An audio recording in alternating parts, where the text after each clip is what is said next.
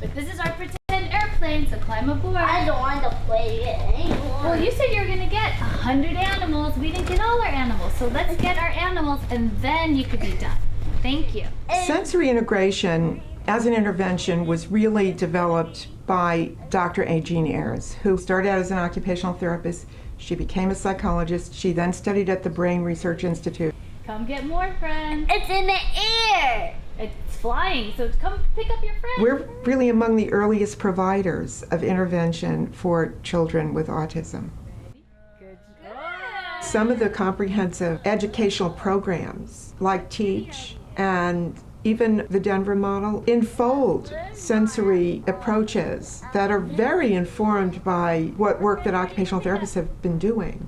In other settings, there is an interdisciplinary team, and a lot of the clinics have speech pathology, they have an ABA specialist, they have occupational therapists, and in those settings, the attempt is to put together the best customized plan for each child based on that child's needs. She's happy. She's happy. They're very excited to start the adventure. There are children with autism that are nonverbal, that we're working on getting more functional communication. And Rowan is an example of a child that's a lot higher functioning. He has a lot of words. His vocabulary is very strong, and so what we want to focus on is taking advantage of that and making it more appropriate and in a natural context and remaining on the task. Are you gonna land on the moon? Yes. Rowan, I'm gonna go. is it your turn?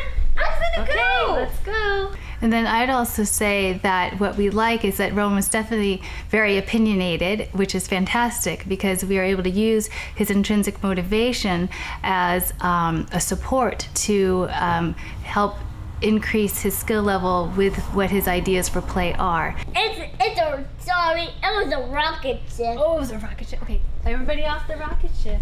No, it's not ready to It's go not ready yet. to land yet? No, Is it it's still not flying? ready. It's not still ready. flying? It's not ready. The first activity we did was too challenging, I think, and so I think it was really difficult for him to do it, so he kept stopping the movement on the swing. It was difficult for him to tolerate the movement as well as coordinate how to move the swing.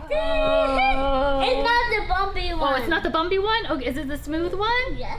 Okay, you ready? Oh, hold on. I first met Rowan about a year ago, and it was really difficult for me to get him to engage in anything that wasn't his choice of activity, and he avoided anything that was challenging to him. He basically fleeted from one activity to another, and that is a big problem for him at school and home and his daily life that affects his ability to function with others and within his different environments. He also had significant difficulties with participating in the moving equipment and possibly at times feeling posturally insecure.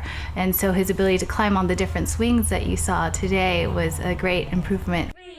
3, 2, 1, crash into the moon rocks! Rowan's difficulties with processing sensory information aren't the typical ones that you hear of in terms of extreme examples where he might run away from touch or cry if he's touched or scream if he's moved on a swing. His are more of a difficulty with modulation of the sensory information related to the movement experience as well as to the tactile experience. You're standing on the waves. I don't know, I need to move. What's gonna happen if she's standing on the waves? Am I standing or am I sitting? You're sitting on the sand. Oh. Sitting on the sand or in the water? On the sand. Occupational therapy overlaps with speech therapy. There are a lot of similar goals that we have, keeping the conversation on what we were talking about and having appropriate social skills. So how do we communicate with another? We take turns and what kind of responses we have with one another. Then that's how we get there. Rowan, you can That's how ask we get if there. you want to use the secret door, you How can do ask. you use the secret door? Please? Yes, you may. The other difficulties that he has are related to hand skills and fine motor activities and typical activities that he would have to do as a student. So writing, building with tools, and using his hands to create things. You want to go up the slide? Yes. Oh, wow, that's very tricky. We did a lot of deep pressure input, which tends to be more calming and regulating, because my focus was to help him to self-regulate and sustain engagement. Yay! The sense of the core self, the sense that I'm a self, really means I have a body scheme. And I know where my body begins and ends. And I also have a spatial, visual scheme about the environment. And on top of that, I have ideas about objects and what they do and what I can do with these objects. Yes, I'll get it. You got it! Let me get the crusher. Let me get the crusher.